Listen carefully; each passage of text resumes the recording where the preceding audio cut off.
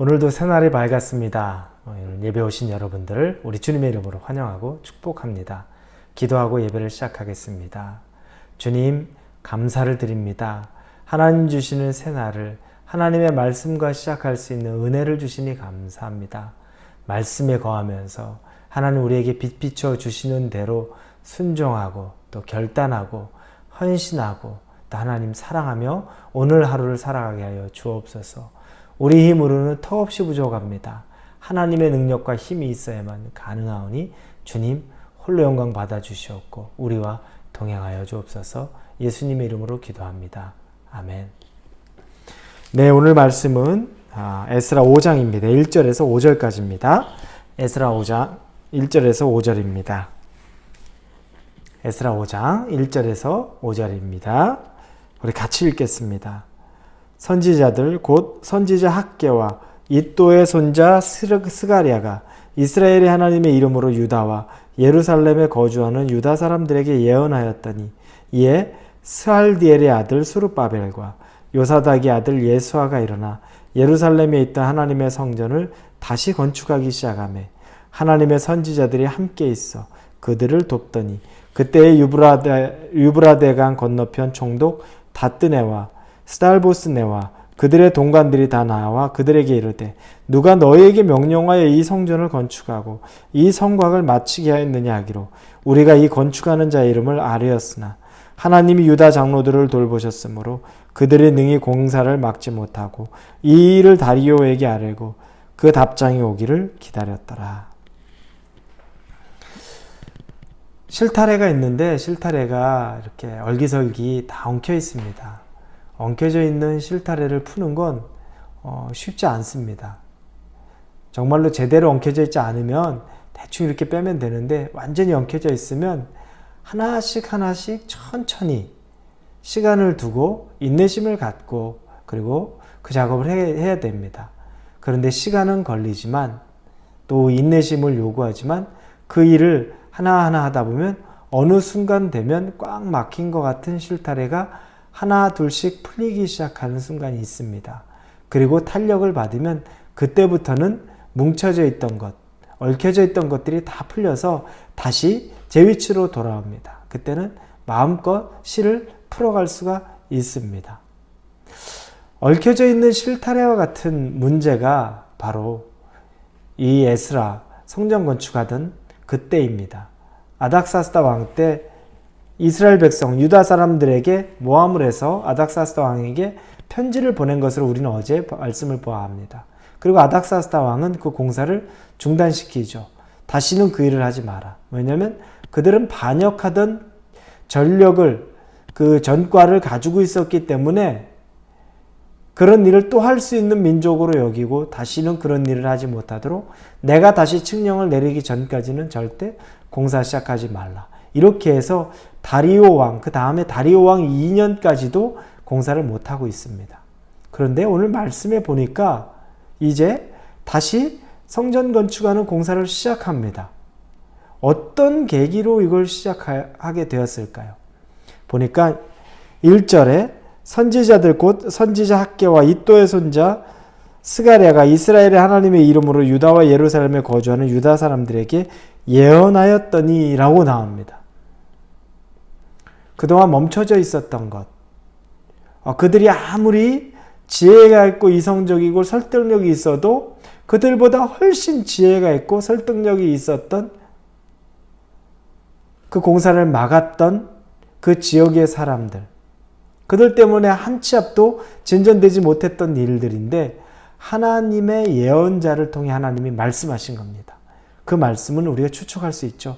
다시 공사를 시작해라 입니다. 시간이 걸렸습니다. 몇 년이라는 시간이 걸렸습니다. 그러나 그 시간이 지나자 하나님이 다시 시작하라는 사인을 줍니다. 여러분, 막혀져 있던 일의 시작은 하나님으로부터 와야 되는 것을 우리가 다시 보게 됩니다. 아무리 우리가 몸부림치고 우리가 아무리 어떻게 하려고 해도 우리 힘으로 안 되는 일들이 분명히 있습니다. 그때는 시간을 두고 기다려야 됩니다. 그리고 천천히 실타래를 푸는 마음으로 기도하며 때를 기다리는 겁니다. 그런데 어느 순간에 하나님이 말씀하십니다. 지금 다시 시작해라. 어느 정도 이제 실타래가 풀린 것처럼 우리가 하나님 앞에 인내하고 기도하는 시간을 가졌다면 그때 하나님이 우리에게 말씀하시는 순간이 있습니다. 그럼 그때가 바로 움직여야 되는 때인 겁니다. 그래서 이들은 바로 공사를 시작합니다. 공사를 시작하니까 건너편에 있었던 그 지역을 다스리던 총독이 너희들이 이 일을 다시 왜 시작하냐? 이 일을 한 사람이 누구냐? 너희들 이렇게 말합니다. 그런데 아랑곳하지 않고서 이 유다에 있는 사람들은 성전 건축을 시작합니다. 이 유다에 있는 사람들의 성전 건축에 기싸움에서 기가 오히려 밀린 겁니다. 이 총독이나 그 지역을 다스릴 리더십들의 기가 더 밀린 거죠. 그래서 다시 다리오 왕에게 편지를 보냈다고 나옵니다. 여러분, 이 말씀을 들으니까 어떤 마음이 생각납니까? 하나님으로부터 사인을 얻고 하나님의 허락을 받고 오히려 하나님이 시작하라는 음성을 주신 후에 시작한 일에는 거침없고 두려움 없습니다. 왜 그렇습니까? 보증인이 하나님이에요. 하나님이 사인하셨고 하나님이 이끄신다는 것 때문에 그 일을 믿는 사람들은 거침없이 일을 시작할 수가 있는 겁니다. 그러니 그 앞에 다시 그 일을 가로막으려고 하던 총독들이나 그 지역의 리더십들을 두려워하지 않습니다. 무슨 상관이냐? 우리는 다시 일 시작하겠다. 하나님이 우리에게 일을 하라고 말했다. 여러분, 이 용기는 다른 곳에서는 절대 날 수 없습니다. 우리가 뭔가 결정해서 다시 시작해야 될 때 내가 이리저리 궁리하면서 지금 해야 될까라고 하는데 하나님으로부터의 확신이 없으면은 시작해도 불안하고 시작하지 않아도 불안합니다. 그런 경험들이 있죠. 그런데 반대로 하나님이 우리에게 시작하라고 강권한 하나님이 우리에게 말씀하신다는 확신이 들면 시작하고 나면 오히려 마음이 편합니다. 시작하지 않으면 오히려 두렵습니다. 그게 차이입니다. 그럼 어떻게 하나님의 말씀을 분별할 수 있을까? 어떻게 하나님의 일을 뜻을 알 수 있을까?